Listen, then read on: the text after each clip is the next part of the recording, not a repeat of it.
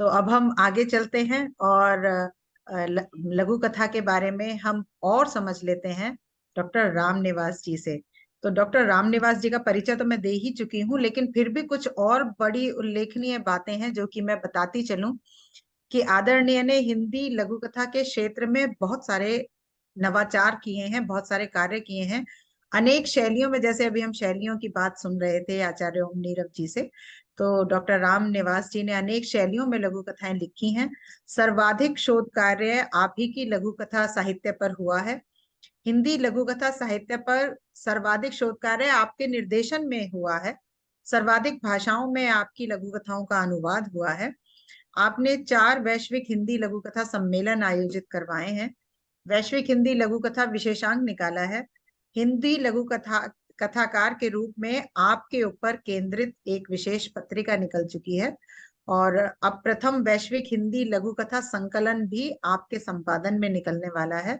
और आपने इन महान कार्यों के साथ लघु कथा के कलेवर पर प्रकाश भी डाला है समय समय पर। तो आपसे निवेदन है कि हमारे वैश्विक हिंदी संस्थान के सभी लघु का कथा लिखना सीखने वालों के लिए और सभी विद्यार्थियों के लिए आप जो है लघु कथा पर और प्रकाश डालें।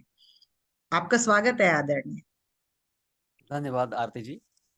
वैश्विक हिंदी संस्थान के संस्थापक अध्यक्ष ओम गुप्ता जी, मेरे पूर्व वक्ता आचार्य ओम जी तथा सभी संभागी विद्वजन, आप सबको मेरा नमस्कार। वैसे तो मैं समझता हूँ कि प्रारंभ में विषय प्रवर्तन करते हुए आरती जी ने और बाद में आचार्य ओम जी ने लघु कथा के संबंध में लगभग सभी बातें आपके सम्मुख रखती हैं, और उन सबको ज्यों का त्यों दोहराना तो मैं समझता हूँ पिष्ट पेषण होगा। फिर भी क्योंकि लघु कथा पर मुझे बोलना है, तो मैं अपनी बात को विस्तार देने से पूर्व कुछ बिंदुओं की चर्चा करना चाहूँगा, कुछ बिंदुओं को स्पष्ट करना चाहूँगा। उससे आप सबको भी लघु कथा के स्वरूप और स्थिति की पूरी जानकारी मिलेगी।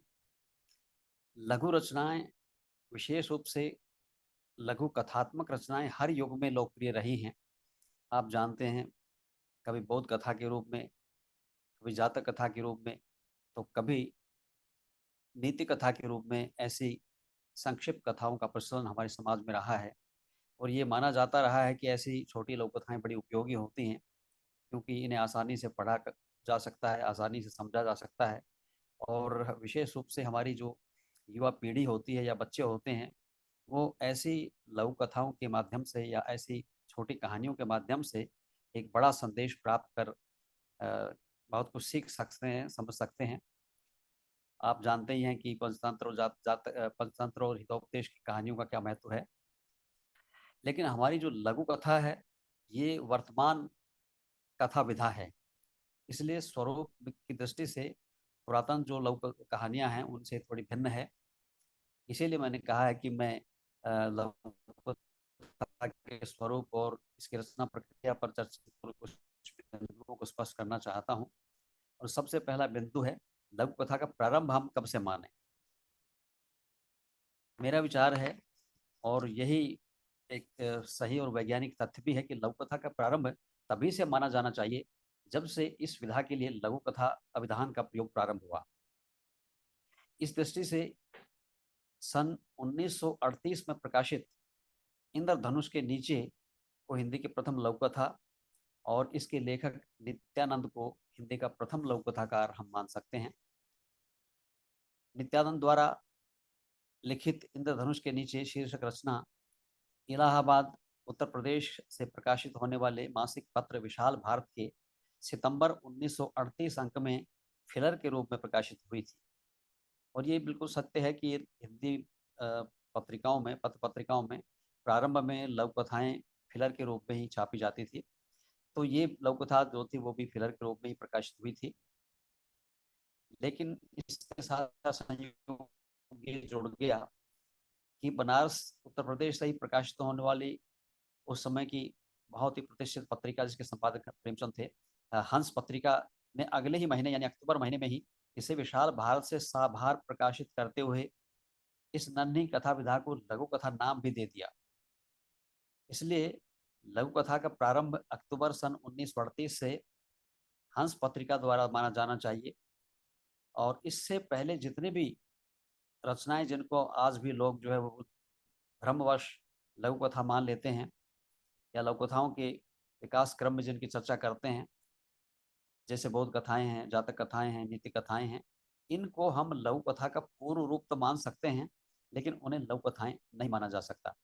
अभी भी कुछ लोग हैं जो शायद लघु कथा और इन अन्य जो रूप हैं छोटी कहानियों के, उनको ठीक से समझ नहीं पा रहे हैं, उनके अंतर को ठीक से समझ नहीं पा रहे हैं। और सारी, मुझे याद है कि सारिका पत्रिका का एक विशेषांक निकला था, लघु कथा विशेषांक। वैसे तो 4 विशेषांक निकले थे और संयोग से उन चारों में ही मेरी लघु कथाएं थी। उसमें प्रेमचंद की लघु कथा के रूप में एक गद्यांश छापा गया था बांसुरी के नाम से, बांसुरी के शीर्षक के रूप में। और बाद में पता चला वो न लघु कथा है, ना कहानी है, ना उपन्यास है, बल्कि एक कहानी का पहला पैराग्राफ है। और बिना समझे ही उसको लघु कथा के रूप में उस लघु कथा विशेषांक में छाप दिया। इसी प्रकार से कुछ ऐसी जातक और बौद्ध कथाएं भी कई विशेषांकों मैंने पढ़ी हैं, जिनको बिना समझे ही प्रकाशित कर दिया जाता है। तो ये भ्रम हमें बिल्कुल जो है वो नहीं पालना चाहिए। एक बहुत सरल सा साधारण सा उदाहरण मैं आपको देता हूँ। हरिवंश राय बच्चन के नाम के साथ बच्चन, आप जानते हैं, पहली बार उनकी दादी ने जोड़ा था, बच्चा बच्चा कह के पुकारती थी तो बच्चन जुड़ गया। और बाद में उनकी पूरी जो वंश परंपरा है उसमें आ गया, चाहे अमिताभ बच्चन हो, अजिताभ बच्चन हो या अभिषेक बच्चन हो, सबने बच्चन उपनाम को स्वीकार कर लिया। लेकिन आप बच्चन उपनाम को हरिवंश राय बच्चन के पिता के साथ नहीं जोड़ सकते, क्योंकि उस समय बच्चन जैसा कोई शब्द ही नहीं था। वो कायस्थ थे, सक्सेना थे, तो उनके नाम के साथ सक्सेना। लेकिन हरिवंश ने अपना उपनाम जब लिया तो बावरी ने मार कर ली। यही बात हम लघु कथा के संदर्भ में देखते हैं कि लघु कथा, जब से लघु कथा शीर्षक के अंतर्गत लिखी जाने लगी है, तब से ही हम लघु कथा की शुरुआत मानेंगे। उसके बाद जितनी लघु रचनाएं लिखी गई हैं इस शीर्षक के साथ, वो सभी लघु कथा की परंपरा में आएंगी। लेकिन इससे पहले जितनी लघु कथाएं लिखी गई हैं, छोटी रचनाएं लिखी गई हैं, लघु कहानियां लिखी गई हैं, उनको हम लघु कथा नहीं कह सकते, क्योंकि उनके लेखकों के सामने न लघु कथा शब्द था, न लघु कथा शब्द का कोई अवधारणा थी, और न ही लघु कथा के रूप में उन्होंने अपनी रचनाएं लिखी हैं। जबकि बहुत सारे विशेषांकों में भारतेंदु हरिश्चंद्र की, या यहाँ तक कि जो जयशंकर प्रसाद की बेड़ी जैसी जो कहानी है, उसको भी लघु कथा कह करके छाप दिया गया। जबकि प्रसाद जी ने कोई लघु कथा नहीं लिखी। प्रसाद जी ने जो उनके 4 संग्रह हैं, उस चारों की चारों पे स्पष्ट लिखा हुआ लघु कथा कहानी संग्रह। तो हम उनकी कहानियों को जबरदस्ती लघु कथा के सांचे में फिट नहीं कर सकते, और इसका अधिकार भी हमें नहीं है। तो ये बात बिल्कुल स्पष्ट हो जानी चाहिए कि लघु कथा क्या है, और पूर्ववर्ती जो लघु रचनाएं हैं उनसे आज की लघु कथा किस प्रकार से भिन्न है, ये मैंने आपको बताया। क्योंकि प्रारंभ की जो बौद्ध जातक या नीति कथाएं थी, वो एक प्रकार से नीति कथाएं ही थी, और उपदेश देना उनका एकमात्र उद्देश्य था। एक जो अ, समाज में शिक्षा देना, ताकि समाज में एक जो है वो अच्छाई की भावना पैदा हो, अच्छे नागरिक पैदा हो, इसी भाव को लेकर के जो है वो ये कथाएं लिखी जाती थी। और धर्म के मंच पर, धार्मिक मंच पर इनका ज़्यादा प्रयोग होता था, प्रचार प्रसार होता था इनके माध्यम से। लेकिन आज की लोक कथा जो है वो किसी मठ से, किसी धार्मिक स्थान से, किसी धर्म से, किसी धर्म गुरु से नहीं जुड़ी हुई है, बल्कि वह आम आदमी से, आम जनजीवन से जुड़ी हुई है। इसलिए ये उनसे विषय की दृष्टि से भी भिन्न है। दूसरा, अभी हमारे आचार्य जी ने बताया लघु कथा का नाम और जो है उसका रूप क्या है, वो उसके बारे में तो वो तो बड़ा स्पष्ट है कि लघु कथा, लघु यानी छोटी, और कथा कहानी, तो ये छोटी कहानी ही है। लेकिन इसमें थोड़ा सा अंतर हमें समझना पड़ेगा कि कहानी और लघु कहानी में क्या अंतर है। क्योंकि आज भी कई भाषाओं में लघु कहानियां लिखी जाती हैं। हमारे यहाँ भी लघु कहानी और कथा, लघु कथा आंदोलन चला। हमारे यहाँ कई तरह के आंदोलन चले, जैसे लघु कथा बनाम लघु व्यंग्य। कुछ लोग लघु व्यंग को लघु कथा मान रहे थे, कुछ लोग जो है वो लघु कथा लघु व्यंग से अलग मान रहे थे। तो इस तरह के आंदोलन प्रारंभ में बहुत वर्षों तक, बल्कि दशकों तक चले, और कुछ का तो समापन हो गया, लेकिन कुछ आज भी बीच बीच में उभरते रहते हैं। किसी ने चमत्कार को लघु कथा का मूल तत्व मानते हुए चमत्कारवाद की अवधारणा को प्रस्तुत किया। किसी ने व्यंग्य को, रांची विश्वविद्यालय में प्रोफेसर हेड थे जो है वो, नाम मैं भूल रहा हूँ उनका, तो उन्होंने व्यंग्य को लघु कथा का अनिवार्य तत्व मानते हुए लघु व्यंग्य के नाम से एक समानांतर जो है विधा को प्रतिष्ठित करने की कोशिश की। लेकिन ये गुण हैं, चाहे वो चमत्कार हो, चाहे वो व्यंग्य हो या हास्य हो, ये सब उसकी गुण हैं। विधा का रूप कभी भी गुण नहीं ले सकता, ये बात बिल्कुल स्पष्ट होनी चाहिए। और दूसरी बात जो स्पष्ट होती है कथा से, वो ये कि लघु कथा भी कथा परिवार की ही एक सदस्य है। और इस तरह से हम कथा परिवार के 3 सदस्य मान सकते हैं, उपन्यास, कहानी और लघु कथा। तीनों में जो मोटी मोटी भिन्नता है वो आकारगत भिन्नता है। उपन्यास बहुत बड़ा होता है, व्यापक होता है, विस्तार लिए होता है, और उसमें जीवन का संपूर्ण या अधिकांश भाग जो है आ जाता है, वह संपूर्ण जीवन या अधिकांश भाग को समेटे हुए होता है। कहानी में जीवन की केवल एक घटना को लेकर के हम चलते हैं, लेकिन लघु कथा में एक घटना के लिए भी स्थान नहीं होता, वो उस घटना का भी एक अंश लेकर के, इसको हम कथांश कह सकते हैं, उसको लेकर के वो चलती है। तो इस मायने में जो है वो लघु कथा थोड़ी सी भिन्न है। और यदि हम लघु कथा को थोड़ा विस्तार दे देंगे तो उसका प्लॉट जो है वो कहानी का प्लॉट बन जाएगा। यदि कहानी के प्लॉट को यदि हम थोड़ा सा घटा करके उसको संक्षिप्त करके नहीं, बल्कि उसको घटा करके यदि हम जो है वो अ, कथा का रूप देंगे तो वो लघु बन जाएगी। तो बहुत सूक्ष्म रेखा है, और कई बार जो है कई लेखक इस सूक्ष्म रेखा को पार कर जाते हैं, उन्हें उन्हें पता ही नहीं चलता कि कब लघु कथा उस सीमा रेखा को पार करके लघु कहानी के रूप में के क्षेत्र में चली गई है, और कब लघु कहानी उस सीमा रेखा को लांघ करके लघु कथा के क्षेत्र में प्रवेश कर गई है। तो लघु कथाकार को उस सीमा रेखा को भी पहचानना चाहिए, उसका भी ध्यान रखना चाहिए, ताकि लघु कथा लघु कथा के क्षेत्र में ही रहे, वो किसी दूसरी विधा के क्षेत्र का अतिक्रमण ना करे। इसको इसकी तुलना मैंने कभी क्रिकेट से की थी। और जैसे क्रिकेट में आप जानते हैं 3 प्रारूप उसके हैं, टेस्ट मैच, वनडे मैच और T20 मैच। तो हम उपन्यास की तुलना टेस्ट मैच से कर सकते हैं, कहानी की तुलना हम वनडे मैच से कर सकते हैं, और लघु कथा की तुलना हम T20 मैच से कर सकते हैं। आज भी बहुत सारे क्रिकेट के समीक्षक हैं जो मानते हैं कि क्रिकेट का जो शास्त्रीय स्वरूप है वो टेस्ट मैच में ही उभर करके सामने आता है, इसलिए वही श्रेष्ठ है। कुछ लोग कहते हैं कि नहीं, रोमांच की दृष्टि से वनडे और उससे भी ज़्यादा जो है वो T20 मैच ज़्यादा प्रभावशाली होता है, असरदार होता है, प्रभावकारी होता है, चमत्कारी होता है। तो ये ज़्यादा अच्छा प्रारूप है। और ये तो हम सब जानते हैं, देखते हैं कि यदि टेस्ट मैच होता है तो स्टेडियम स्टेडियम लगभग खाली पड़ा होता है, और यदि वनडे या टेस्ट मैच होता है, वनडे या T20 मैच होता है, तो कहीं पैर रखने के लिए जगह नहीं मिलती स्टेडियम में। तो वही स्थिति लगभग जो है वो कथा या कथा साहित्य की है। उपन्यास, बहुत सारे बड़े बड़े उपन्यास लिखे गए, अंग्रेजी भाषा में तो हजार हजार पृष्ठ के उपन्यास भी लिखे गए, या अंग्रेजी के साथ साथ दूसरी भाषाओं में भी, चाहे रशियन हो या दूसरी भाषाएं हो, उनमें भी बड़ी भारी भरकम उपन्यास लिखे गए। लेकिन वो युग दूसरा था।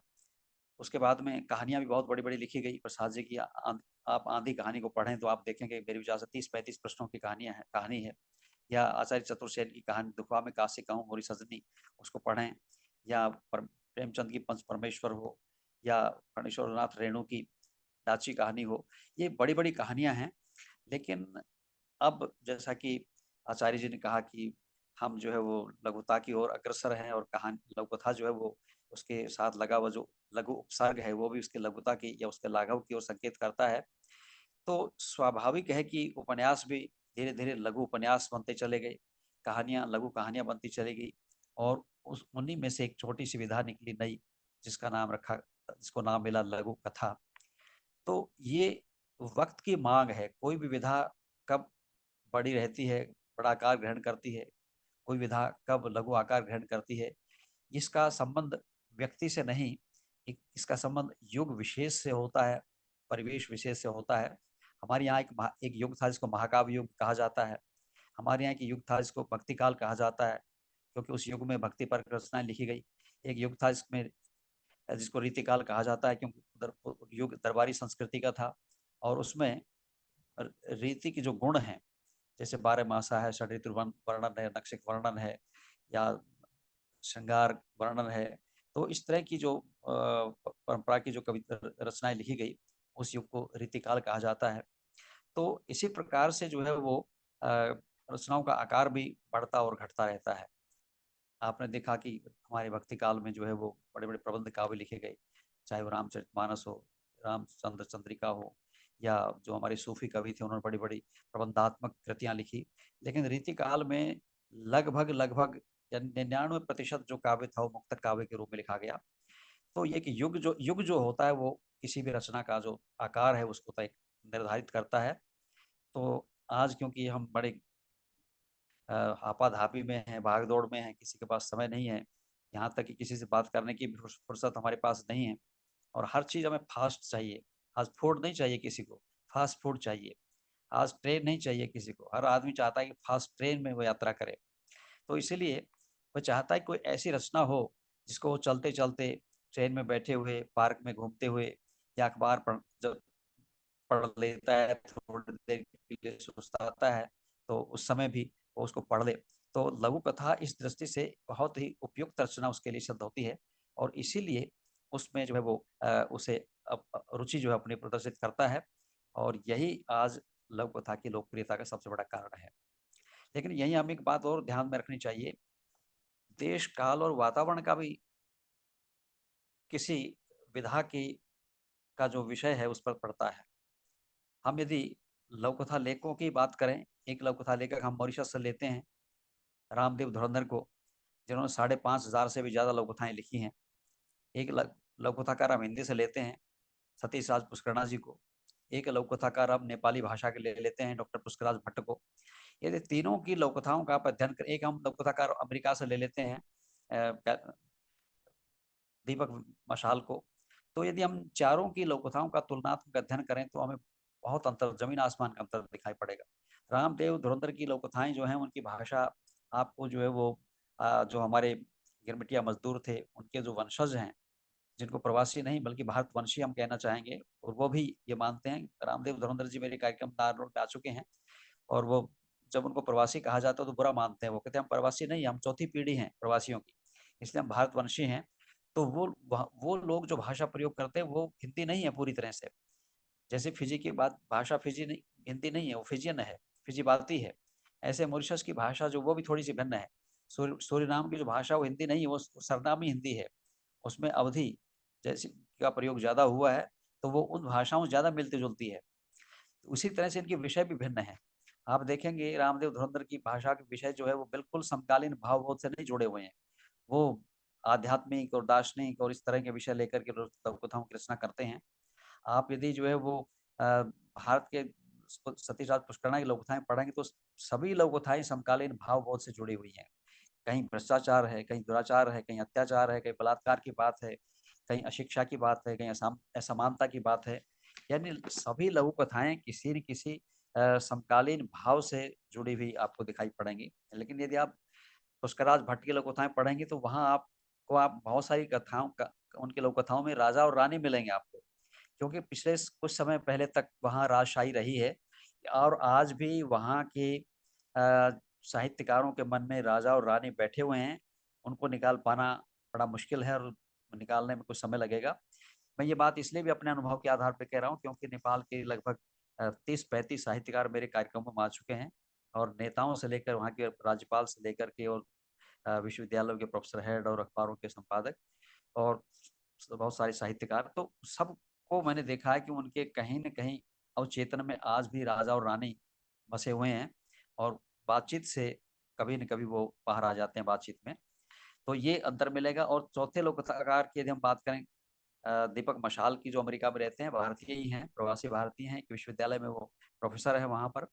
तो वो जब वहाँ लघु कथाएं लिखते हैं तो वहाँ पर अमेरिका का जो समकालीन जीवन बोध है वो आपको मुखरित होता हुआ मिलेगा। वो भारत से भिन्न है।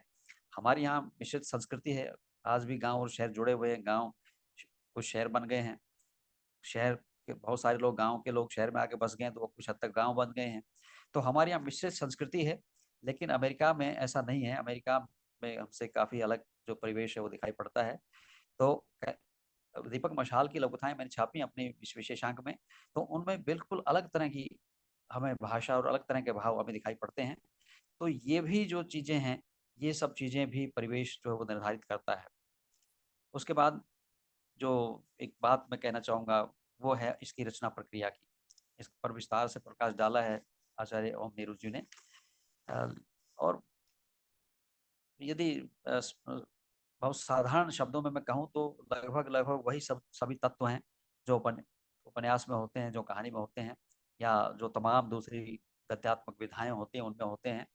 फर्क इतना है क्योंकि ये बहुत छोटी विधा है, इसलिए इसमें विस्तार की कहीं कोई गुंजाइश नहीं होती, लेकिन तत्व वही रहते हैं। जैसे सबसे पहले जैसे हमने शीर्षक की बात करें तो कहानी का भी शीर्षक होता है, उपन्यास का भी होता है, नाटक का भी होता है, एकांकी का भी होता है। इसी तरह से लघु कथा का भी एक शीर्षक होता है। और शीर्षक कैसे दिया जाए ये लेखक पे निर्भर करता है कि वो किस मनस्थिति में है, कौन सा भाव के सामने है, किस प्रकार से उस भाव को वाणी देना चाहता है। अब वो पात्र के नाम पर भी हो सकता है, जैसे उपन्यास का प्रेमचंद का एक उपन्यास है निर्मला। वहाँ निर्मला मुख्य पात्र है उपन्यास की। पूरा कथा पूरी कथा और पूरा घटनाक्रम जो है वो उसी के जीवन से जुड़ा हुआ है, इसलिए केंद्रीय पात्र होने के कारण प्रेमचंद ने उनका नाम रख दिया, उसका नाम रखते हैं निर्मला। कभी कभी जो है वो हम जो उसका उद्देश्य होता है रचना का उस पर हम रख देते हैं, जैसे गोदान। क्योंकि गोदान जो उपन्यास है मुंशी प्रेमचंद का, उसका जो अंतिम भाग है उसमें गोदान करवाने की बात आती है, जो एक बहुत बड़ा व्यंग है कि जिसको जीवन भर जो व्यक्ति गाय नहीं खरीद पाया उसे जो है मरने के बाद, उसके मरने के बाद में गोदान करवाना पड़ता है उसके वंशजों को। तो ये बहुत बड़ी घटना थी जिसके माध्यम से प्रेमचंद संदेश देना चाहते हैं, तो उसका शीर्षक रखा उन्होंने किसी पात्र होरी के नाम पर नहीं रखा या मालती मेहता के नाम पर नहीं रखा, बल्कि उन्होंने गोदान रखा है। तो ये घटना पर आधारित शीर्षक है। कई बार जो है वो प्रतीकात्मक शीर्षक भी रखे जाते हैं। कई बार कुछ ऐसा विशेष शीर्षक लेखक के दिमाग में आ जाता है कि भले ही वो कथा से जुड़ा रहता है लेकिन बहुत बड़ा हो जाता है। कई बार एक एक शब्द का शीर्षक होता है, कई बार कुछ शब्दों का शीर्षक होता है, कई बार पूरा वाक्य ही शीर्षक बन जाता है। जैसे दुखवा में कासे कहूँ मोरी सजनी, ये एक बहुत प्रसिद्ध कहानी है आचार्य चतुर्सेन शास्त्री की। तो एक उसका जो महिला पात्र है वो अपना दुख व्यक्त नहीं कर पा रही, स्पष्ट नहीं कर पा रही, अपने दुख को व्यक्त नहीं कर पा रही। तो वो उसका भाव ये है कि मैं अपना दुख किसको प्रकट करूं, कैसे प्रकट करूं। तो उसी भाव को एक पूरे वाक्य के रूप में शीर्षक दे दिया उन्होंने, दुखवा में का से कहूँ मोरी सजनी। तो बड़ा शीर्षक भी हो सकता है, लेकिन मेरा विचार ये है कि क्योंकि बहुत छोटी रचना होती है लघु कथा, तो उसका शीर्षक भी बहुत छोटा होना चाहिए, चाहे वो किसी के पात्र के नाम पर हो या भाव के नाम पर हो या जो घटना के नाम पर हो, लेकिन वो छोटा होना चाहिए, प्रभावशाली होना चाहिए। और शीर्षक से कुछ कुछ आभास घटना का हो जाना चाहिए कि लेखक इस शीर्षक के माध्यम से इस लघु कथा में क्या कहना चाहता है, ताकि पाठक जो है उत्सुक होकर के उसको पढ़ना चाहे, आगे बढ़ना चाहे कि इसमें क्या है। दूसरा, कथावस्तु। तो कथावस्तु जो है वो, उसके बिना तो कोई रचना, ना उपन्यास लिखा जा सकता है, ना कहानी लिखी जा सकती है, ना लघु कथा लिखी जा सकती है, ना नाटक और एकांकी लिखे जा सकते हैं। तो इन सभी रचनाओं में कथानक का, कथावस्तु का होना बहुत जरूरी है। कथा जो है एक कच्चा माल होता है, जब वही कथा जब किसी विधा विशेष के सांचे में ढल जाती है तो उसको हम कथावस्तु या कथानक या कथावस्तु कहते हैं। तो कथा जब लघु कथा के सांचे में ढल जाती है तो उसको हम जो है वो उसकी कथावस्तु कहते हैं। लेकिन उपन्यास, कहानी और लघु कथा के कथावस्तु में मूल अंतर यह है कि उपन्यास और जो है वो कहानी की जो कथावस्तु है वो विस्तृत होती है और वो तलहटी से शुरुआत होती है उसकी। उसमें कहानी तलहटी से शुरू होकर के चोटी पर तक जाती है और फिर चोटी से नीचे उतरती है, जो घाटी में उतरती है। तो आरोह भी होता है, उसमें आरोह होता है कथा का, फिर वो नीचे उतरती है तो उसका अवरोह होता है। ये एक पूरा घटनाक्रम होता है उसमें। पहाड़ जैसे हम पहाड़ पे चढ़ते हैं और चोटी पे रुकते हैं कुछ समय के लिए और फिर नीचे उतरते हैं, ये उपन्यास और कहानी का जो कथा है उसमें ये अंतर होता है। लेकिन जो लघु कथा का जो कथानक होता है वो चोटी से शुरू होता है। जैसे बंदूक से गोली, जैसे धनुष से तीर निकलता है या बंदूक से गोली निकलती है, या पहाड़ की चोटी से जैसे कोई पत्थर फेंका जाता है और वो बड़ी तेजी के साथ एकदम नीचे आकर के टकराता है और उसका बड़ा गहरा प्रभाव होता है। और ये कहा जाता है कि ऊपर से यदि कोई पत्थर भी फेंका जाता है पहाड़ की चोटी से तो वो गोली से ज्यादा खतरनाक होता है। तो वो इसीलिए लघु कथा को कहानी से ज्यादा प्रभावशाली माना जाता है, क्योंकि कहानी का जो कथानक होता है वो किसी पहाड़ी झरने की तरह से होता है, जैसे ऊपर से पानी बहुत नीचे तेजी के साथ गिरता है, और वो जब नीचे गिरता है तो बड़ी भयंकर आवाज करता है और बड़ा गहरा असर होता है। बहुत नीचे तक जमीन खुद जाती है, उस पे पत्थर तक भी उससे धीरे धीरे कट जाते हैं। पहाड़ कटे हुए आप देखेंगे, हमारी जो पुरानी नदियां पहाड़ों के बीच में से निकलती हैं हजारों लाखों वर्षों से, तो पहाड़ कट कट करके पानी से वो वहां पे घाटियां बन गई हैं। तो उसका प्रभाव बहुत गहरा होता है, उसका बड़ा असर बहुत गहरा और गंभीर, गहन गंभीर होता है। तो ये मूल अंतर है लघु कथा और दूसरी विधाओं के कथानक में या कथा वस्तु में। तो ये एक अंतर हो गया। उसके बाद पात्र सजीव भी हो सकते हैं, निर्जीव भी हो सकते हैं, प्रतीकात्मक भी हो सकते हैं, मानवेतर भी हो सकते हैं, और विभिन्न प्रकार के पात्रों को लेकर के लघु कथाएं लिखी गई है, मैंने भी लिखी है। जैसे हम पेड़ पौधों को लेकर के भी लघु कथाएं लिख सकते हैं। हम मानवेतर पात्र को ले लें, उनका जो मानवीकरण हम कर दें, वो मानवेतर लघु कथा हो सकती है। तो किसी भी प्रकार के पात्रों का हम लें, लेकिन पात्रों का होना उसमें आवश्यक है, क्योंकि बिना पात्रों के कोई कथा अनगढ़ प्लॉट बन करके रह जाएगी, वो कभी भी कहानी का रूप नहीं ले सकेगी, कथा वस्तु या कथानक का रूप नहीं ले सकती। उसमें पात्रों का होना जरूरी है। ये नहीं कह सकता एक था राजा और एक थी रानी, दोनों मर गए, खत्म कहानी। ये लोक कथा नहीं है। और यदि ये लोक कथा, यदि ये कहानी हम सुनाएंगे तो फिर बच्चे भी इसको स्वीकार नहीं करेंगे। मेरी एक काव्यात्मक कथा है, सुनो कहानी, और इसी पे मेरी पुस्तक भी है पूरी, उसमें ऐसी काव्यात्मक कथाएं हैं। तो उसमें यही कहा है कि जो दादी है वो कहानी सुना रही बच्चों को, एक था राजा एक थी रानी, दोनों मर गए, खत्म कहानी। तब बच्चे कहते नहीं नानी ये कैसे हो सकता है कि वो मर गए, कहानी खत्म हो गई, उनके बच्चे तो थे, उन बच्चों का क्या हुआ? तो कहानी ऐसे खत्म नहीं हो सकती, लोक कथा ऐसे खत्म नहीं होती। लोक कथा का जो जिसमें पात्रों का होना जरूरी है, पात्रों का चरित्र भी किसी न किसी रूप में बहुत संक्षेप में चरित्र चित्रण को विस्तार देने की हमारे पास गुंजाइश नहीं होती। जैसा कि अभी आचार्य जी ने बताया कि सांकेतिक रूप से बहुत ही प्रतीकात्मक ढंग से हमें बात कहनी होती है, लेकिन उससे पात्र का चरित्र उभरना चाहिए, निखरना चाहिए। चाहे वो पात्र सकारात्मक रुचि रखता हो या नकारात्मक रुचि रखता हो, लेकिन उसका उद्घाटन होना चाहिए। तभी जो है वो संदेश सही ढंग से, सम्यक ढंग से हम संप्रेषित कर पाएंगे, क्योंकि पात्र का चरित्र जो है वो भी बहुत कुछ बोलता है। जरूरी नहीं कि लेखक बीच में आए, लेखक को लघु कथा में बीच में आने की कोई गुंजाइश नहीं होती। लेखक कभी भी ये नहीं कहेगा कि ऐसा था वैसा था, ये एक समय की बात है, एक, एक गांव में एक गरीब ब्राह्मण रहेगा, या ऐसा। ये आज की जो हमारी कथा विधा है उनका कहानी में होता है वहां सीधे तथ्य जो है उसको पात्रों के माध्यम से विस्तार दिया जाता है, और जो कथा का उद्देश्य के माध्यम से जाता है। ये विशेष जो वो ये विशेष पुरानी उनमें और आज दिखाई पड़ता है। पात्रों का होना जरूरी है, पात्र कम से कम हो, पात्र यदि सजीव हो तो सबसे बढ़िया बात है। लेकिन कभी कभी जो हमें ऐसे पात्र भी लेने पड़ते हैं, जैसे मेरी एक लघु कथा है आने वाले का भय, उसमें मैंने दोनों कल को पात्र के रूप में लिया है, एक कल जो बीत चुका है और एक कल जो आने वाला है।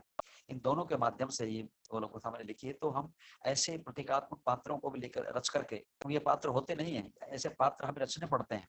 बाकी जितने पात्र होते हैं, सजीव पात्र होते हैं, वो पात्र हमारे सम्मुख उपस्थित होते हैं, चाहे वो बेटा हो, बेटी हो, माँ हो, बाप हो, या कोई दूसरे किसी रिश्ते का कोई व्यक्ति हो। तो वो सब हमारे सम्मुख होते हैं। लेकिन ये जो प्रतीकात्मक पात्र होते हैं ये हमारे सम्मुख नहीं होते, ये पात्र हमें गढ़ने पड़ते हैं, इनको पात्र का रूप हमें देना पड़ता है। इसलिए इनको थोड़ी सी हम लोग जो है वो इग्नोर करते हैं इनको, कि ऐसे लोक कथाएं ज्यादा महत्वपूर्ण नहीं होती, प्रतीकात्मक लोक कथाएं ज्यादा ठीक नहीं होती। तो फिर भी प्रयोग के तौर पे हम लोग लिखते हैं। और उसके बाद में हम लेते हैं संवाद की बात आई थी अभी। तो संवाद के बिना यदि हम कोई कथा लिखेंगे तो वो कोरा इतिवृत्त बन करके रह जाएगा, और इतिवृत्त जो है वो कभी इतना प्रभावशाली नहीं हो सकता। इसलिए लघु कथाओं में संवाद भी होना चाहिए।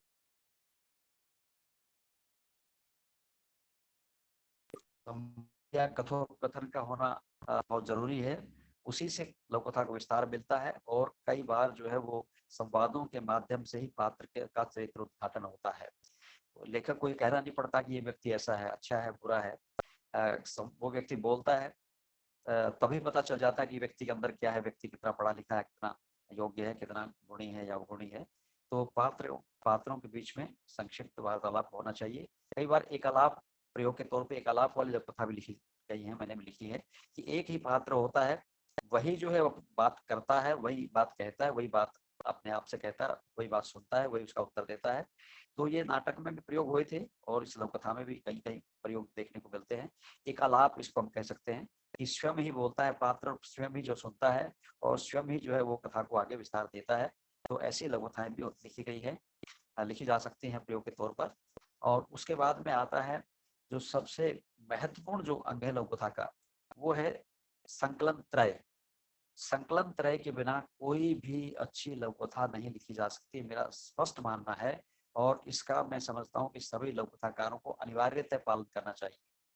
संकलन त्रय, 3 चीजों का संकलन होना चाहिए और वो 3 चीजें देश, काल और वातावरण।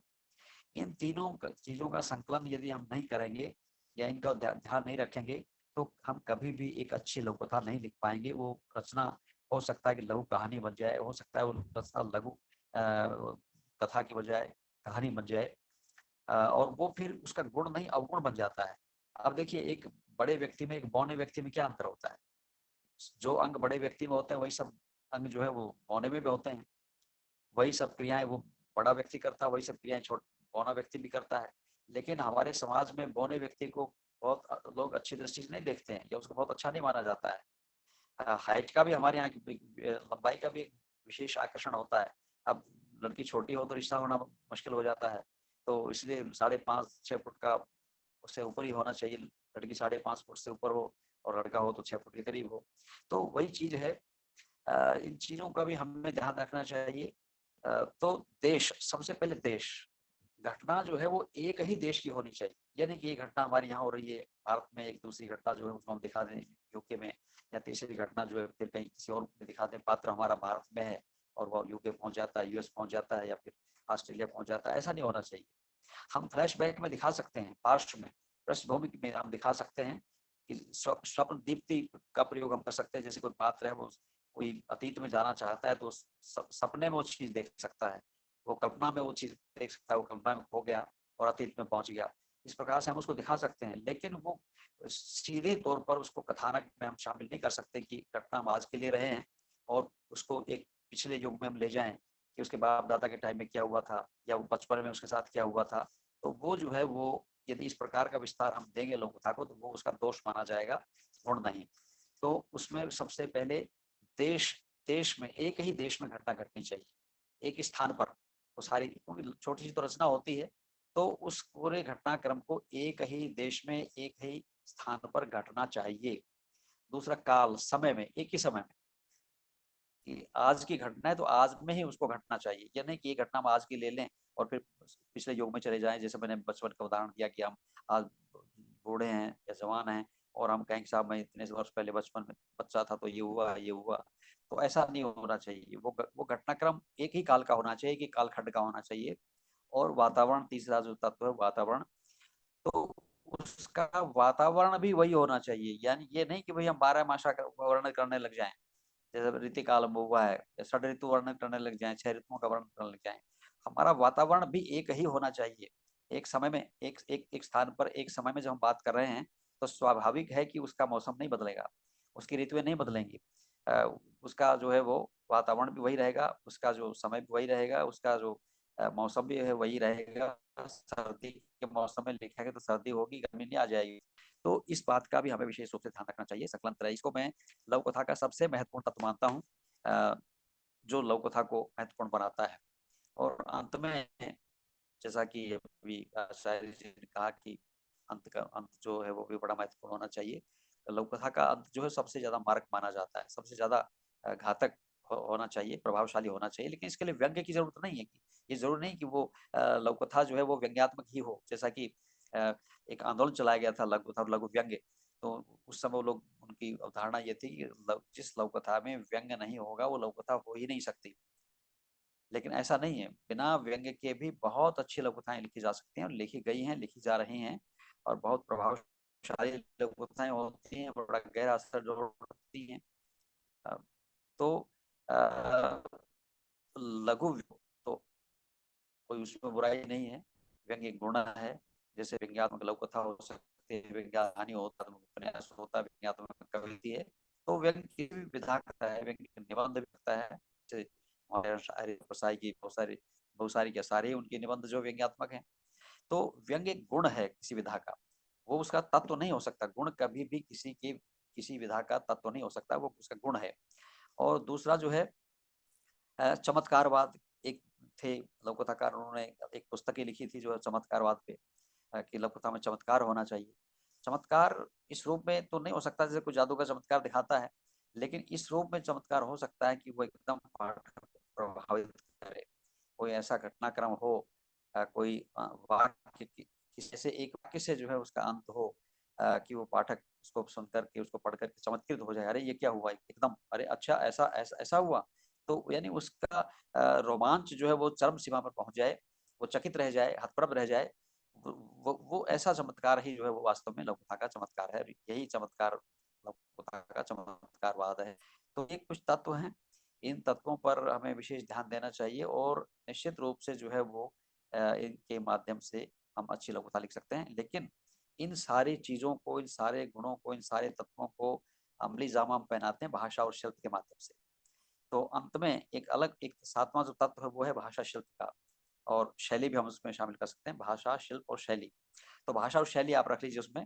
तो भाषा जो होती है वो पात्रानुकूल होनी चाहिए, भाषा जो होती है वो देश काल अनुरूप होनी चाहिए, और भाषा जो होती है वो पाठक वर्ग के अनुरूप भी होनी चाहिए। यानी हम जब लघु कथा लिखते हैं तो ये ध्यान में रखें कि हम किस युग में जी रहे हैं, किस परिवेश में जी रहे हैं, किस प्रकार के पाठकों के लिए हम ये रचना लिख रहे हैं, और इन सब बातों को ध्यान में रख कर के ही हमें भाषा का प्रयोग करना चाहिए। अब मैं बाल साहित्यकार भी हूँ, अक्सर बाल साहित्यिक संगोष्ठियों में जाता हूँ, लघु संगोष्ठियों में जाता हूँ। हमारे बहुत सारे मित्र कहते हैं कि बाल कविता में ये होना चाहिए, वो होना चाहिए। लेकिन उनको ये पता नहीं कि जो तुम बाल कविताएं लिख रहे हो वो केवल और केवल 10%, 20% बच्चों के लिए होती हैं। उन उन बाल कविताओं को हमारे आदिवासी बच्चे नहीं समझते, हमारे गिरिवासी बच्चे नहीं समझ सकते, हमारे जो घुमंतु समाज के बच्चे वो नहीं समझ सकते, और हमारे जो सोकाल जो हाई फाई जो परिवार हैं, बहुत संभ्रांत परिवार हैं, अभिजात्य परिवार हैं, उनके बच्चे तो बाल कविताएं पढ़ते ही नहीं है। वो तो बहुत सारी दूसरी जो टीवी पे फिल्में आती हैं, कार्टून फिल्में या दूसरी तमाम चीजें पढ़ते हैं, देखते हैं। तो हम ये ध्यान रखें कि हम जो लघु कथा लिख रहे हैं वो किस प्रकार के पाठक वर्ग के लिए लिख रहे हैं। तो हमारी भाषा भी वैसी होनी चाहिए, भाषा सहज सरल हो, उतना ही अच्छा है। हाँ, प्रसंग के अनुरूप कभी कभी बड़े वाक्यों का प्रयोग हम कर सकते हैं, मिश्र वाक्यों का प्रयोग कर सकते हैं, लेकिन होना ये चाहिए कि अधिकांश में कि भाषा सरल हो, सहज हो, सुबोध हो, पात्रानुकूल हो, और बोध गम्य हो पात्रों के लिए, बोध गम्य हो, एकदम पढ़े और समझ जाए उसको। ये नहीं शब्दकोश खोल के देखना पड़ेगी इस शब्द का क्या अर्थ होता है। एक चीज और जो अक्सर लोग कहते हैं कि नहीं विशुद्ध हिंदी होनी चाहिए। जब हिंदी ही विशुद्ध नहीं है तो हिंदी भाषा कहाँ से विशुद्ध हो जाएगी। आप मुझे बता दीजिए कि हिंदू विश्व की तमाम भाषाओं के शब्द हमारी हिंदी में हैं। हमारे यहाँ तीन तो वर्ग करते ही करते हैं कि तत्सम, तद्भव और देशज या विदेशी प्रयोग करते हैं। और विदेशी में भी केवल अंग्रेजी के शब्द नहीं है, हमारे यहाँ फ्रेंच है, जर्मन है शब्द हैं, हमारे यहाँ पुर्तगीज शब्द हैं, हमारे यहाँ रूसी शब्द हैं, और तमाम दुनिया की तमाम पता नहीं कौन कौन सी भाषाओं के शब्द हमारी हिंदी में है। तो उन भाषाओं के शब्द हमने ले लिए तो केवल विशुद्ध हिंदी की बात करना मैं समझता हूँ बेमानी है। अंग्रेजी के बहुत सारे शब्द ऐसे हैं जिनके पास जिनके विकल्प के रूप में या पर्यायवाची के रूप में कोई शब्द हमारे पास नहीं है, समानार्थक शब्द हमारे पास हिंदी में नहीं है। तो ऐसे शब्दों का प्रयोग भी हम कर सकते हैं, जो भले ही अंग्रेजी या दूसरी किसी विदेशी भाषा का शब्द हो सकता है। उससे रचना कमजोर नहीं होगी, उससे रचना में कोई दोष पैदा नहीं होगा, बल्कि वो रचना अधिक प्रभावशाली होगी। मेरी बहुत सारी शब्दों में लघुता में शीर्षक में भी, जैसे सरप्राइज एक मेरी लघुता है, एक टॉलरेंस लघुता है जो बहुत चर्चित हुई है। टॉलरेंस शीर्षक उसका अंग्रेजी में है। तो ऐसे शीर्षक हमने दिए क्योंकि उसके अंदर के जो उसका जो कथानक है उससे वो जुड़े हुए हैं। तो वहाँ यदि टॉलरेंस के स्थान पर आप सहनशीलता शब्द कर देंगे तो वो लघुता इतनी प्रभावशाली नहीं रह जाएगी। और आजकल हमारे यहाँ आश्चर्य शब्द का प्रयोग बहुत कम होता है, सरप्राइज का प्रयोग ज्यादा होता है। सरप्राइज, बड़ा सरप्राइज दिया है। तो सरप्राइज शब्द में जो ध्वनि निकलती है, जो जो भाव ध्वनित तो होता है, वो आश्चर्य से ध्वनित नहीं होता, क्योंकि हम आजकल उस परिवेश में जी रहे हैं जिस पर अंग्रेजी का बड़ा गहरा और बड़ा व्यापक प्रभाव है। तो भाषा जो है उसको आप लघु कथा के विषय के अनुरूप रखिए। और शैली, हमारे यहाँ शैलीगत प्रयोग बहुत हुए हैं। स्वयं मैंने 26 शैलियों में लघु कथाएं लिखी हैं। ये 2, 3, 4, 5 लघु शैलियाँ तो बहुत प्रचलित हैं, जैसे वर्णनात्मक शैली है, विवरणात्मक शैली है, संवादात्मक शैली है। तो ये तो बहुत साधारण सी और बहुत पुराने जमाने चली हुई शैलियाँ हैं। ललित शैली भी है, तरंग शैली भी जिसको कहते हैं, जिसको भाव प्रवण जो भाषा होती है उसको तरंग शैली में लिखा। निबंध सरदार पूर्ण सिंह के निबंध थे, उनको तरंग शैली में कहा जाता है, तरंग शैली में लिखे गए थे वो, क्योंकि ललित निबंध थे वो। तो वो ललित शैली कह लीजिए आप, तरंग शैली कह लीजिए, भाव शैली, प्रवण शैली कह लीजिए। तो ये पुरानी शैलियां हैं, लेकिन बहुत सारी नई शैलियां हैं। मैंने बताया कि मैंने 26 शैलियों में लघु कथाएं लिखी हैं। जैसे डायरी शैली है, जैसे संवाद शैली है। इसके अतिरिक्त जैसे मैंने नए प्रयोग किए हैं, समाचार शैली या आवेदन शैली, तोता मैना शैली, यक्ष दृश्य शैली, प्रसारण शैली, जैसे दूरदर्शन में समाचार प्रसारित होते हैं, संवाददाता कहते हैं कि मैं ये देख रहा हूँ, ये बोल रहा हूँ, ये बता रहा हूँ, और आखिर में कहता है कि वो बोलते हैं कि मैं कैमरा मैन फलां के साथ मैं फलां टीवी के लिए यहाँ वो खत्म होता है। तो ये हमारी शैली हो जाएगी प्रसारण शैली। अभी केबीसी बहुत प्रसिद्ध हुआ है, तो मेरी बड़ी चर्चित लघु कथा है केबीसी। उसमें बिल्कुल हूबहू उसी शैली में लघु कथा लिखी है, जिस शैली में अमिताभ बच्चन अपने जो पार्टिसिपेंट्स होते हैं उनसे बात करते हैं। तो उसी शैली में लघु कथा मैंने लिखी है। काव्यात्मक शैली में लघु कथाएं मैंने 2-3 लिखी, कविता के माध्यम से लघु कथाएं लिखी हैं। तो इस प्रकार से बहुत सारी शैलियों में हम जो वो लिख सकते हैं, और लिखी भी जा रही हैं। जैसे अभी बताया उन्होंने कि लघु कथा कलश का प्रयोगात्मक लघु कथाएं विशेषांक निकला था। मेरा एक संग्रह बहुत जल्दी आने वाला है, डॉक्टर रामनिवास मानव की प्रयोगात्मक लघु कथाएं, इस नाम से। तो लघु कथा में विभिन्न प्रकार के प्रयोग भी होने चाहिए, उससे उसमें नवीनता आती है। कुछ ऐसी कथ्य होते हैं जिनको हम उस शैली में ज़्यादा प्रभावशाली ढंग से कह पाते हैं। अब जैसे तोता मैना शैली में हम कहेंगे बात तो शायद ज़्यादा अच्छी लगेगी, आज के युग में रोचक हो जाएगी, रोमांचक हो जाएगी कि आदमी की बात तोता मैना कैसे कह रहे हैं, या यक्ष दृश्य के माध्यम से, संवाद के माध्यम से हम आज की बात कैसे कह सकते हैं। तो ये कुछ शैलियाँ हैं जिनका प्रयोग हम कर सकते हैं। तो इन्हीं के शब्दों के साथ मैं इसको समापन देते हुए कहना चाहूँगा कि वह संक्षिप्त गद्य रचना जिसमें एक सूक्ष्म कथांश को बड़ी सम्यक सुगम भाषा शैली के माध्यम से सम्यक ढंग से अभिव्यक्ति प्रदान की जाती है, वो लघु कथा कहलाती है। उसमें लघुता, कथा तत्व, पात्र योजना, संवाद योजना, शीर्षक योजना और देश काल वातावरण का संकलन त्रय होना आवश्यक है। शैली भले ही उसकी कोई भी हो, लेकिन तब निश्चित रूप से वह रचना शेष लघुता कहलाएगी। और अब मैं आरती जी आपसे जानना चाहूंगा कि अभी कोई लघु कथा भी पढ़नी है? सर, लघु कथा पढ़ने का सेशन हम बाद में रखेंगे। तो अभी अच्छा क्योंकि ये पहला ही सत्र है, तो अभी हमें अच्छा। लघु कथा के बारे में ये चर्चा ही है, जिससे कि समझ में आए। अब फिर लोग लिखना शुरू करेंगे। ओम सर, आप एक बार बता सकते हैं अगर क्या कैसा आप चाह रहे हैं? बहुत बहुत धन्यवाद डॉक्टर मानव जी, आचार्य ओम नीरव जी। धन्यवाद आपने आपका भी। लोग बड़ा अच्छा परिचय हुआ। आज तो पहला दिन है, अभी भी हम इसको समझने का प्रयास कर रहे हैं, आप साथ कर रहे हैं। अभी जो मैसेज में एक मित्र ने लिखा है कि इतनी सारी बातें समझना बड़ा मुश्किल है, और वो बिल्कुल सही लिखा है उन्होंने। तो इसका इस समय रिकॉर्ड हो रहा है, तो इसका यूट्यूब लिंक अगले 2-3 दिन में बन जाएगा। कई कई बार 3-4 दिन भी लग जाते हैं। तो अगर आप यूट्यूब लिंक सब्सक्राइब आपने किया हुआ है, तो आपके पास ऑटोमेटिकली इसका लिंक भेजेगा। फिर दोबारा सुनिए, मुझे तो कई बार सुनना पड़ेगा इसको सब समझने के लिए। तो हम आगे अगले 2 महीने में, करीब 1.5-2 महीने में, किसी शनिवार के दिन, रविवार के दिन लघु कथा पर लघु कथा पढ़ेंगे, और उसके बारे में एक दिन निश्चित करते हैं। तब हमें पता भी लगेगा कि चलो आज तो लघु कथा के लक्षण क्या है, लघु कथा क्या है, लघु कथा क्या नहीं है, इसके बारे में जानकारी मिलेगी। पर उसके उदाहरण के लिए हम डॉक्टर मानव जी और आचार्य ओम नीरव जी, आरती जी, और बाकी आप सही कई मित्र होंगे यहाँ पे जो लोग पता लगते हैं। आप को आमंत्रित करेंगे तो तब हमें पता लगेगा कि लोक कथा कैसे। हमारा उद्देश्य यह है कि हम जो लोक कथा लिखते नहीं है या कथा लिखते नहीं है पर लिखना चाहते हैं, तो वो कैसे लिख सकें। हम सब विद्यार्थी के रूप में यहाँ पर, तो उसी उद्देश्य से जो लिख रहे हैं वो तो लिख ही रहे, पर जो नहीं लिख रहे वो कैसे लिखें, दैट इज अवर गोल। आज डॉक्टर मानव ने बहुत अच्छी बात कही कि थोड़ा बहुत अंग्रेजी बोलने में भी कोई समस्या नहीं है, अगर सहनशीलता, टॉलरेंस ज़्यादा शब्द उचित है तो टॉलरेंस शब्द का प्रयोग करें। तो कई बार बीच में जो मैं अंग्रेजी बोल लेता हूँ, 50 साल से अमेरिका में रह रहा हूँ, बहुत प्रयास करता हूँ, फिर भी अंग्रेजी निकल ही जाती है।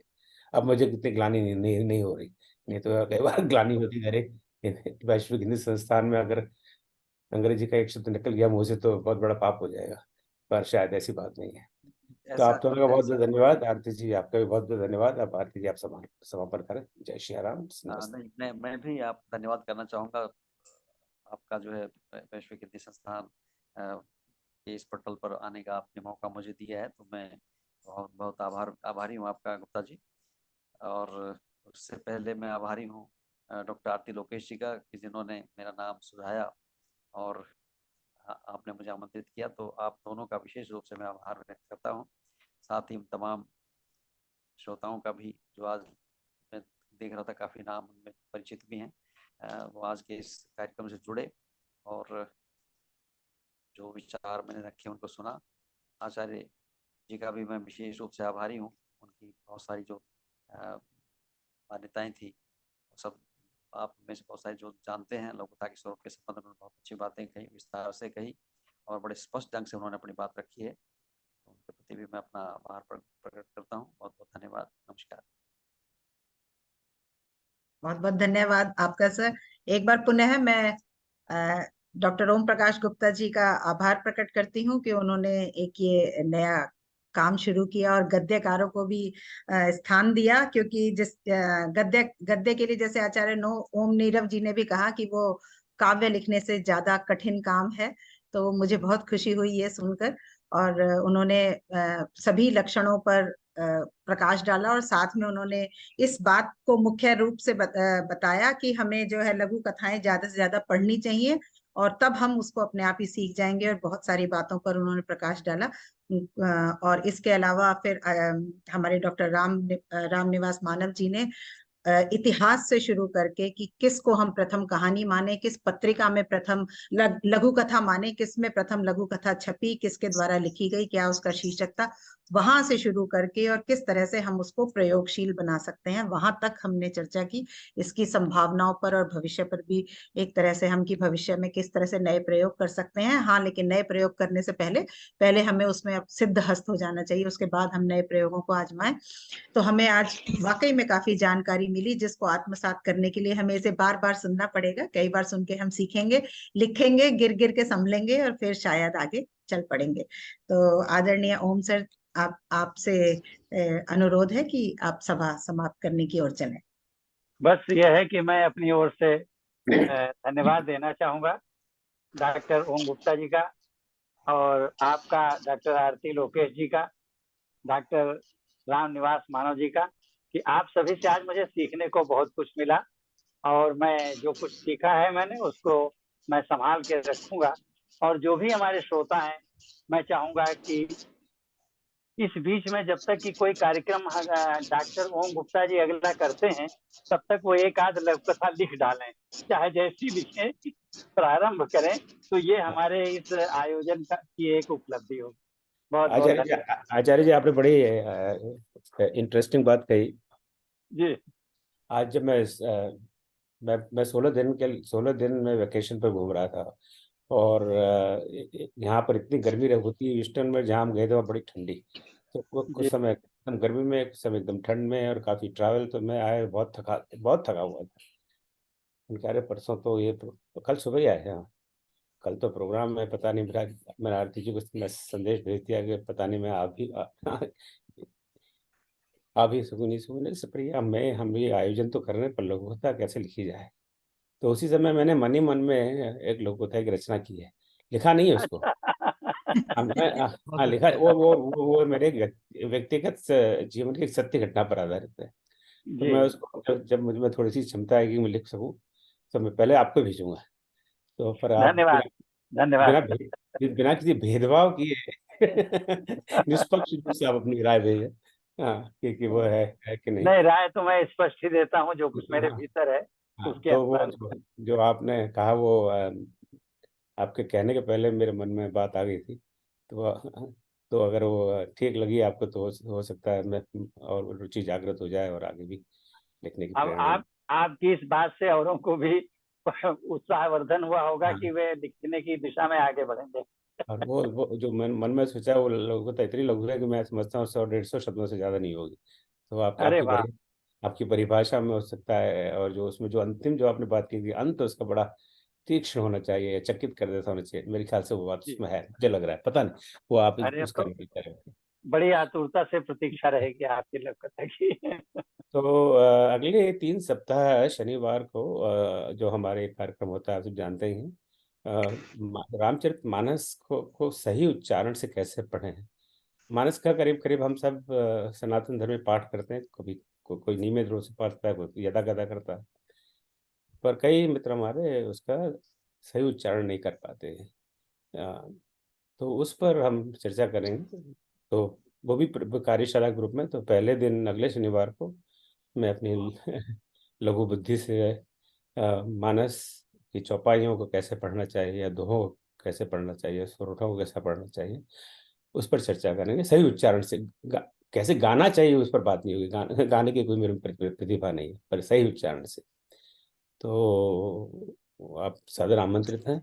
और उसके बाद में 2 सप्ताह फिर जिनको जो स्वयं पढ़ें और जानना चाहते हैं वो कहाँ त्रुटि कर रहे हैं उस पर हम लोग बात करेंगे। तो आप सब आमंत्रित हैं। और इस लोक कथा प्रभु ने चाहा तो ये काम आगे बढ़ेगा। अगले महीने 2 महीने के अंदर हम पुनः लोक कथा पर आप सब को आमंत्रित करेंगे अपनी अपनी कथा प्रस्तुत करने के लिए।